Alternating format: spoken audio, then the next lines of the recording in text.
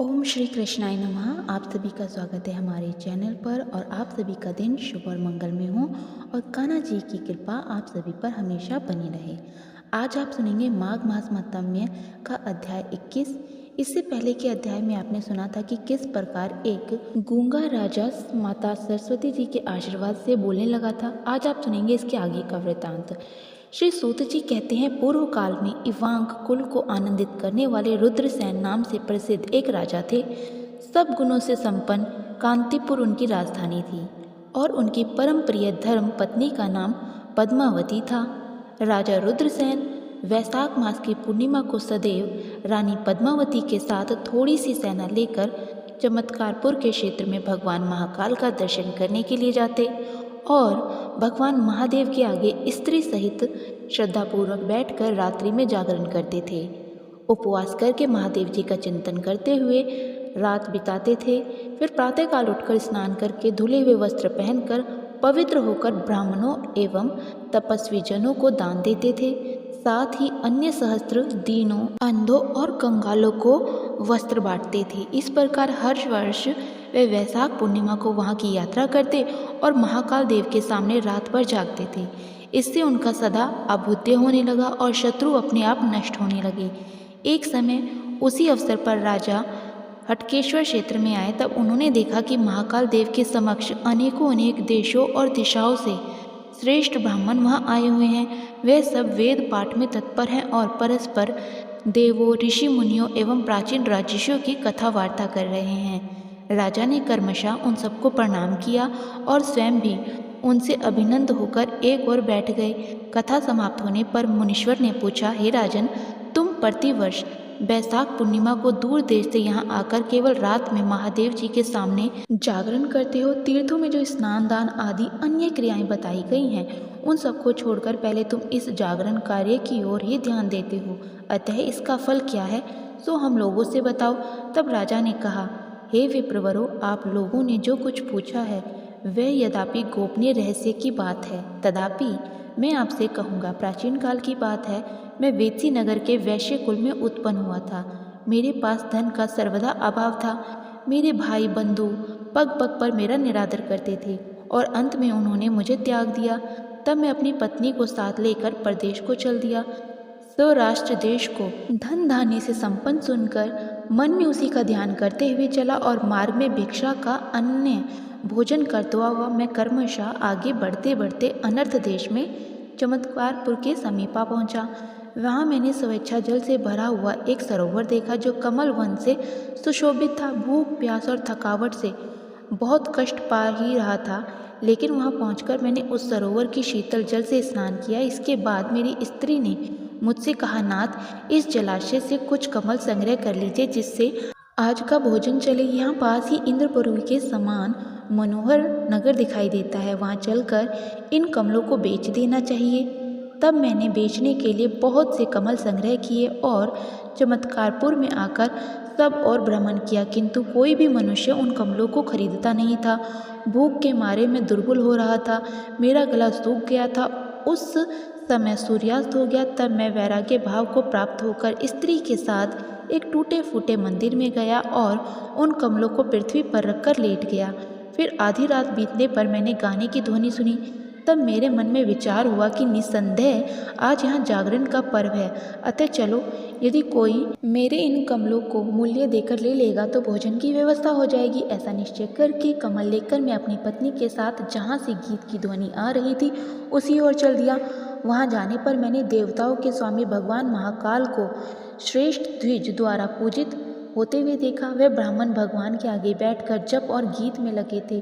कोई नृत्य करते, कोई गीत गाते, कोई होम करते और कोई धार्मिक उपख्यान करते थे। तब मैंने एक व्यक्ति से पूछा कि यहाँ कोई जागरण किया जाता है, तो उसने बताया कि आज भगवान महाकाल की प्रसन्नता के लिए उपवास परायण करना ब्राह्मणों द्वारा भक्ति भाव से जागरण किया जाता है।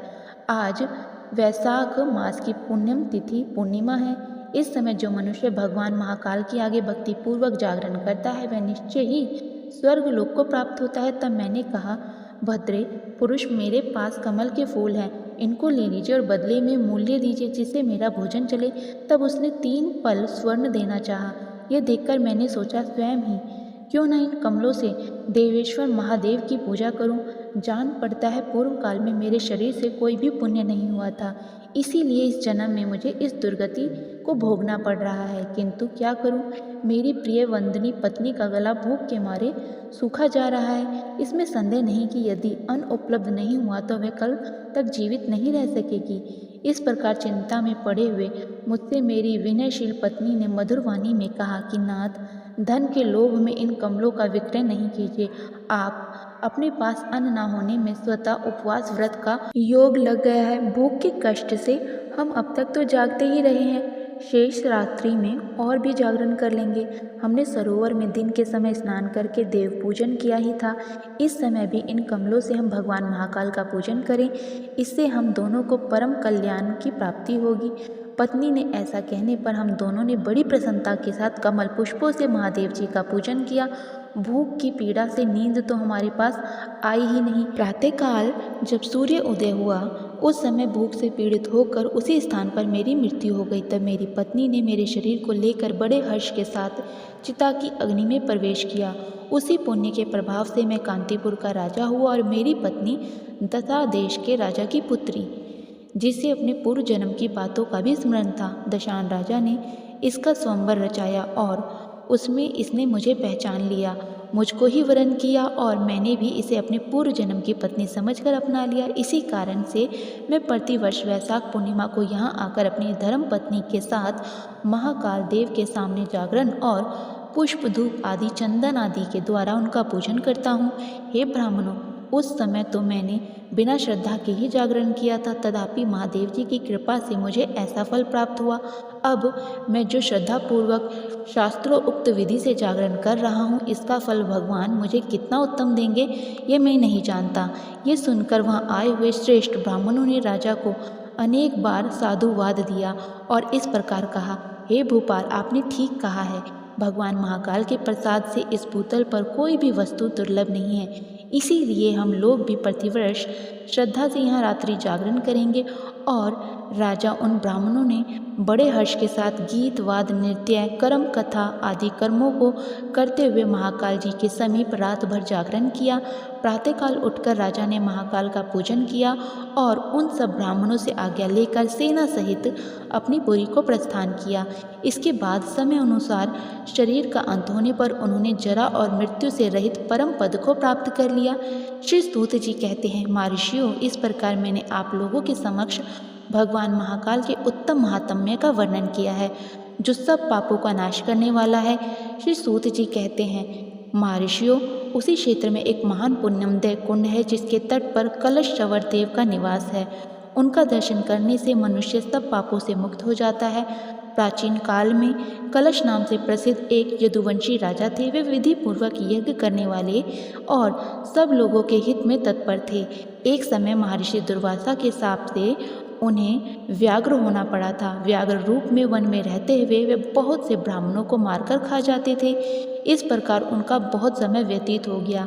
कुछ काल के बाद उस देश में गौओं का एक मनोरम झुंड आ निकला, जिसके साथ बहुत से गोप गोपी थे। उस झुंड में एक नंदिनी नामक धेनु थी और जो घड़ों दूध देती थी। वह धेनु घास के लोभ से आगे बढ़ती हुई एक कुंज के भीतर गई तो वहां उसने भगवान शंकर का लिंगम स्वरूप देखा, जो 12 सूर्य के समान तेजस्वी प्रतीत होता था। गौ ने बड़ी श्रद्धा के साथ वहां खड़ी होकर उस शिवलिंग को स्नान कराने के लिए उस पर बहुत दूध की धारा बहाई। उसका यह नियम प्रतिदिन चालू रहा, किंतु इस बात को कोई नहीं जानता था। एक दिन उस स्थान पर तीखी दाढ़ वाला एक व्याघ्र आया और वह देव योग से नंदिनी गाय पर उसकी दृष्टि पड़ गई। तब गौवों के समुदाय में बंधे हुए अपने छोटे बछड़े की याद करके वह गाय करुण स्वर में विलाप करने लगी। फिर उसने मन ही मन कहा, जिस सत्य एवं शिव भक्ति से प्रेरित होकर मैं भगवान शिव को स्नान कराने के लिए यहाँ आई थी, उसी के प्रभाव से मुझे अपने बछड़े से मिलने का अवसर प्राप्त हो। इस प्रकार नंदिनी ने जब करुणा विलाप कर रही थी, उस समय व्याघ्र ने हंसकर कहा, अरे अब तो तू पूर्णतः मेरे वश में है, क्यों व्यर्थ में विलाप कर रही है? तो धेनु बोली, मैं अपने लिए विलाप नहीं करती। भगवान शिव की पूजा के लिए आने पर यदि मेरी मृत्यु भी हो गई तो यह मेरे लिए शुभदायक ही होगी, किंतु मेरा बछड़ा जो गोकुल में बंधा हुआ है मेरे लौटने की राह देखता होगा। वह अभी दूध पीकर ही जीता है। सोचती हूँ वह मेरे बिना कैसे जीवित रहेगा। हे महाव्याघ्र, बेटे के लिए मेरे हृदय में स्नेह उमड़ आया है, अतः आज तुम मुझे छोड़ दो, मैं उसे अपनी सखियों को सौंपकर फिर तुम्हारे पास लौट आऊँगी। तब व्याघ्र बोला, तुम मृत्यु के मुख में आ गई हो, अब यदि किसी प्रकार निकल जाओगी तो फिर उसी मृत्यु के समीप कैसे लौट आओगी। तो नंदिनी ने कहा, व्याघ्र, मैं शपथ खाकर कहती हूँ कि तुम्हारे पास लौटकर आऊँगी। ब्राह्मण की हत्या करने और माता पिता को लेने से जो पाप होता है उसी पाप से मैं लिप्त हो जाऊं यदि पुनः लौट कर ना आऊं। रजस्वला स्त्री से संपर्क करने वाले और बिना वस्त्रों के सोने वाले पुरुषों को जो पाप लगता है मैं उसी पाप से लिप्त हो जाऊं यदि मैं लौट कर ना आऊं। गौ कन्या और ब्राह्मणों को कलंकित करने वाले लोगों को जो पाप लगता है उस पाप से भी मैं लिप्त हो जाऊं यदि पुनः लौट कर ना आऊं। इन शपथ को सुनकर व्याघ्र ने कहा, यदि ऐसी बात है तो घर को जाओ और अपने पुत्र को जी भर कर देख लो और फिर उसे अपनी सखियों को सौंप कर लौट आना। इसके बाद नंदिनी जहाँ उसका बछड़ा था उस स्थान पर गई। अपनी माता को रंभाती हुई देखकर बछड़ा बोला, माँ, आज तुम्हारा मन उद्विग्न क्यों हो रहा है। तो नंदिनी बोली, बेटा, पहले दूध पी लो, जिससे तृप्त होने पे मैं तुमसे सब बात बताऊं। उसकी बात सुनकर बछड़े ने यथोचित दूध पी लिया। इसके बाद बछड़े ने इस प्रकार कहा, माँ, आज जंगल में जो कुछ घटना हुई है वह सब बताओ, जिसे सुनकर मेरा मन शांत हो। तो नंदिनी बोली, वत्स, आज मैं घोर वन में अपनी इच्छा के अनुसार घूमती चली गई थी। वहाँ एक व्याघ्र ने मुझे घेर लिया। वह मुझे खा लेना चाहता था, किंतु मैंने शपथ के द्वारा उसे ये विश्वास दिलाया कि मैं गौओं के झुंड में अपने बच्चे को देखकर फिर लौट आऊँगी। अनेक शपथ करने पर उसने मुझे छोड़ा है, अतः अब फिर से मैं वहीं जाऊँगी। तो बछड़े ने कहा, माँ, आज तुम जहाँ जाओगी वहीं मैं भी चलूँगा। यदि तुम्हारे साथ व्याघ्र मुझे भी मार डालेगा तो मात्र भक्त पुरुषों की जो गति होती है वही निश्चय पूर्वक मुझे भी मिलेगी। बालकों के साथ माता के समान दूसरा कोई बंधु नहीं है, माता के समान कोई रक्षक नहीं है और माता के समान दूसरी कोई गति नहीं है। माता के समान कोई पूज्य गुरु नहीं होता, माता के समान स्नेही सखा नहीं और माता के समान इस लोक या परलोक में कोई देवता नहीं है। नास्ति मात्र सम पूजो, नास्ति मात्र सम सखा, नास्ते मात्र समो देव अह लोके परत च। फिर बछड़ा आगे कहने लगा कि ऐसा मानकर श्रेष्ठ पुरुषों को सदा अपनी माता के प्रति भक्ति रखनी चाहिए। जो पुत्र मातृभक्ति को ही प्रजापति निर्मित परम भक्ति मानकर सदा उसका आचरण करते हैं वे परम गति को प्राप्त होते हैं। अतः तुम इस गोकुल में रहो, मैं ही व्याघ्र के समीप जाऊंगा और मैं अपने प्राण देकर तुम्हारे प्राणों की रक्षा करूंगा। तो नंदिनी ने कहा, बेटा, आज के दिन मेरी ही मृत्यु नियत है, तुम्हारी नहीं। फिर तुम अपने प्राणों से मेरे प्राणों की रक्षा कैसे कर सकते हो। बस तुम्हें तो अपनी माँ के उपदेश का ही पालन करना चाहिए। वन में भ्रमण करते समय कभी तुम्हें प्रमाद ना कर बैठना। अधिक लोभ होने से इस लोक और परलोक में भी देहधारी का नाश हो जाता है। लोभ से मोहित पुरुष समुद्र में, घोर जंगल में और भयंकर रणभूमि में ही प्रवेश कर जाता है। लोभ, प्रमाद और सब पर विश्वास, इन्हीं तीनों दोषों से प्रत्येक प्राणी बंधता और मारा जाता है। इसलिए लोभ ना करें, प्रमाद में ना पड़ें तथा हर एक पर विश्वास ना करें।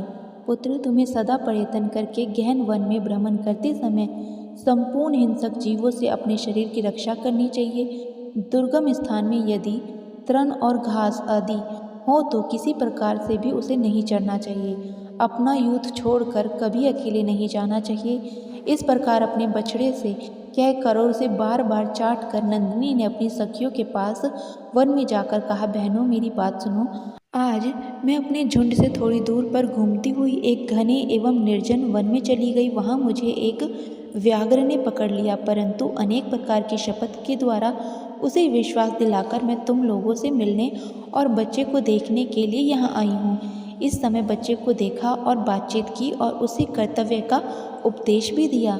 अब इसे तुम्हारे अधीन सौंपती हूँ। इसको अपना ही बच्चा समझकर, जानकर या अनजाने में मैंने तुम लोगों का जो कुछ भी अपराध किया हो वह सब कृपा पूर्वक मुझे क्षमा करना। मेरा ये दूध पीता बच्चा आज से अनाथ हो रहा है। इस दीन, दुखी, दुर्बल और मातृ शोक से संतप्त बालक का तुम सब लोग मिलकर पालन करना। यदि यह विषम स्थान में घूमता हो, दूसरे किसी झुंड में जाता हो या न करने योग्य कार्यों में संलग्न हो तो तुम सदा इसे रोकते रहना। अब मैं जहाँ वह व्याघ्र मेरी प्रतीक्षा में खड़ा है वहाँ जाऊँगी। तो दूसरी गौवें बोली, नंदिनी तुम किसी प्रकार भी वहाँ ना जाओ। हंसी में या स्त्रियों के बीच में, विवाह काल में, प्राण संकट के समय तथा सर्वस्व का अपहरण होते समय, इन 5 समय में कही हुई असत्य बातें पाप नहीं मानी गई हैं, इसलिए तुम्हें वहाँ नहीं जाना चाहिए। तो नंदिनी ने कहा, सखियों, दूसरों के प्राण बचाने के लिए वैसा असत्य ठीक हो सकता है, परंतु अपने प्राणों की रक्षा के लिए साधु पुरुष सत्य भाषण की प्रशंसा नहीं करते। ये संपूर्ण सत्यों पर प्रतिष्ठित है। धर्म भी सत्य के ही आधार पर स्थित है। समुद्र सत्य वचन से ही कभी अपनी सीमा का उल्लंघन नहीं करता। दैत्यराज बलि भगवान विष्णु को भूमि दान करके स्वयं पाताल में चले गए हैं। अपने उस सत्य वचन पर स्थित होने के कारण ही वे पुनः वहाँ से बाहर नहीं निकलते। जो किसी बात की प्रतिज्ञा करके उसका ठीक ठीक नहीं करता, उस चोर और अपवित्र बुद्धि वाले पुरुष ने कौन सा पाप नहीं किया। तो सखियों ने कहा, नंदिनी तुम समस्त देवता और दैत्यों के लिए भी वंदनीय हो, जो कि सत्य की रक्षा के लिए तुस्तज्य प्राणों का त्याग कर रही हो। कल्याणी, तुम तो स्वयं ही धर्मात्म वचन बोलने वाली हो, समस्त सद्गुणों से संपन्न हो और सदा सत्य में स्थित रहती हो। हम लोग तुम्हें क्या शिक्षा देंगी? महाभागे जाओ, बच्चे के लिए शोक ना करो। तुमने हमारे लिए जो आज्ञा दी है उसका हम सब पालन करेंगे, परंतु हम इस बात को जानते हैं कि सदा सत्य में स्थित रहने वाले प्राणियों का आरंभ किया हुआ कोई भी कार्य निष्फल नहीं होता। श्री सूत जी कहते हैं, हे महर्षियों, नंदिनी अपनी सखियों से इस प्रकार बातचीत करके उस व्याघ्र के पास चली गई और जहाँ वह व्याघ्र खड़ा था वहीं जा पहुँची। वहाँ पहुँचकर नंदिनी बोली, महाव्याघ्र, मैं अपने सत्य और शपथ पर स्थित रहकर तुम्हारे पास आई हूँ। अब तुम मेरे मांस से यथेष्ट तृप्त लाभ करो। सत्य का आश्रय लेकर प्राणों का भय छोड़कर पुनः अपने पास आई हुई नंदिनी को देखकर वह दुष्ट आत्मा व्याघ्र भी वैराग्य को प्राप्त हो गया। व्याघ्र बोला, सत्यवादी तुम्हारा स्वागत है। सत्य पर स्थित रहने वाले प्राणियों को कभी अमंगल नहीं होता। बद्री, तुमने शपथ खाकर कहा था मैं आऊँगी, इससे मेरे मन में यह कौतूहल हो रहा था कि क्या यह सचमुच ऐसा ही करेगी, परंतु तुमने अपने सत्य की रक्षा की। महाभाग्य, मुझ दुरात्मा पापी को उपदेश देकर अनुग्रहित करो, जिससे इस लोक और परलोक में मेरा कल्याण हो।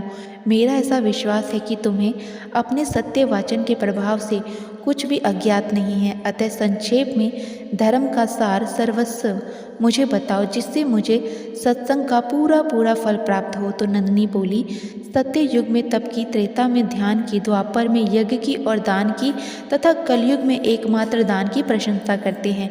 जो संपूर्ण चराचर प्राणियों को अभय दान देता है, उनका वह दान सब दानों में श्रेष्ठ है, उससे बढ़कर दूसरा कोई दान नहीं है। तो व्याघ्र बोला, शुभे, ये अभय दान तो उन प्राणियों के लिए उपयुक्त हो सकता है जिनकी जीविका अहिंसा से अन्न आदि का आहार करके चलती है।